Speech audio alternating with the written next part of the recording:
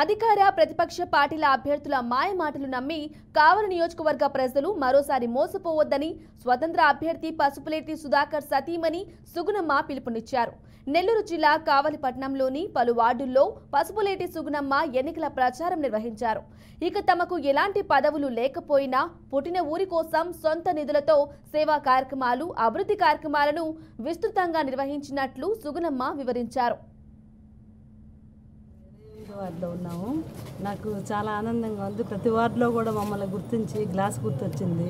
పసుపులేటి సుధాకర్ గారు, ఆయన భార్య వచ్చారు మా దగ్గరికి. ఆయన ప్రజలు కూడా మమ్మల్ని వాళ్ళ కుటుంబంలాగా ఆదరిస్తున్నారు.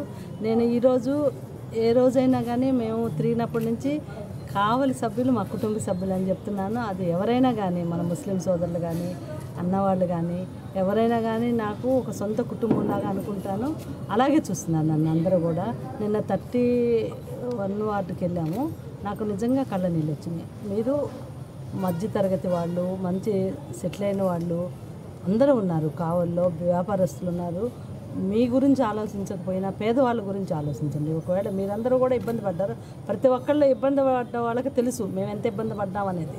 దాన్ని మీరు గుర్తు చేసుకోండి. మళ్ళీ వాళ్ళ మాయ మాటల్లోకి వెళ్ళి సరే ఈసారి చేస్తారేమోనని అట్లా అనుకోకుండా బడుగు బలహీన వర్గాల కోసం మనం ఎంతో కష్టపడి ముందుకు వచ్చాము. మీరు మాకు సహాయం చేస్తే తప్పకుండా మనం కావలి అభివృద్ధి చూస్తాం. మాలో ఎటువంటి స్వార్థం లేదు. మేము మీ కుటుంబ సభ్యులు లాంటి వాళ్ళం. ఎప్పుడూ తప్పులు చేయము. మీరు ఐడెంటిఫై చేయండి మమ్మల్ని, మా పనులు చూడండి.